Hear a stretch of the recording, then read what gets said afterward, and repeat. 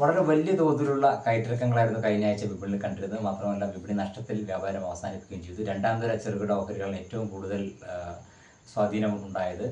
വിദേശ നിക്ഷേപ സ്ഥാപനങ്ങൾ മിക്ക ദിവസങ്ങളിലും വിപണിയിൽ അറ്റ നിക്ഷേപത്തിലുമായിരുന്നു. എന്നിട്ടും വിപണിയിൽ ഉണ്ടായിട്ടുള്ള ഈ ഒരു വീഴ്ചയ്ക്ക് പ്രധാനപ്പെട്ട കാരണം ചെറുകിട നിക്ഷേപകർ വിപണിയിൽ നടത്തിയ വിൽപ്പനയാണ്. സംഘർഷ സാധ്യത മുന്നിൽ കണ്ടുകൊണ്ട് കൂടുതൽ തീവ്രമായിരിക്കുമെന്നുള്ള ഒരു ആശങ്കയോടുകൂടി വിപണിയിൽ ഉണ്ടായിട്ടുള്ള ഒരു വിൽപ്പനയാണ് വ്യാഴാഴ്ച വലിയൊരു നഷ്ടത്തിന് കാരണമായതെങ്കിൽ വെള്ളിയാഴ്ച വിപണി ക്രമപ്പെടുന്ന ഒരു സാഹചര്യമായിരുന്നു ഉണ്ടായിരുന്നത്. സാധാരണഗതി ഇത്തരം അവസരങ്ങളിലൊക്കെ വലിയൊരു വിൽപ്പനയിലേക്ക് വിപണി നീങ്ങാറുണ്ടെങ്കിൽ കൂടി വെള്ളിയാഴ്ച കുറച്ചുകൂടെ പക്വതയാർന്ന ഒരു പ്രകടനമാണ് വിപണിയിൽ ഉണ്ടായത്.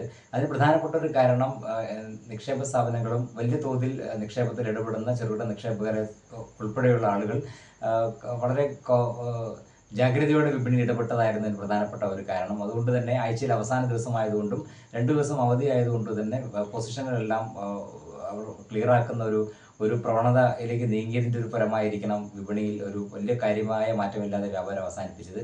എന്നാലും ഇതിൻ്റെ ഒരു വീഴ്ചയുടെ തീവ്രത കുറഞ്ഞു എന്ന് തോന്നത്തക്ക രീതിയിലായിരുന്നു വിപണിയിലെ പ്രകടനം ഉണ്ടായിരുന്നത്. എന്ത് തന്നെയായാലും വരും ദിവസങ്ങളിൽ വലിയ തോതിലെ കയറ്റങ്ങൾ വിപണിയിൽ പ്രതീക്ഷിക്കണം.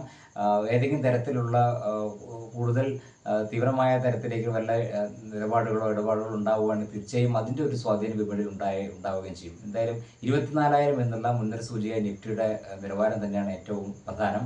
അതിന് മുകളിൽ നിലനിന്ന് വ്യാപാരം നടക്കുന്ന ഒരു സാഹചര്യത്തിൽ വിപണിയിൽ വലിയൊരു വീഴ്ചയ്ക്ക് സാധ്യതയില്ല എന്നുകൂടി പറയാം. അടുത്ത ആഴ്ചയിൽ വലിയ തോതിലുള്ള കയറ്റങ്ങൾ വിപണിയിൽ പ്രതീക്ഷിക്കുക വേണം.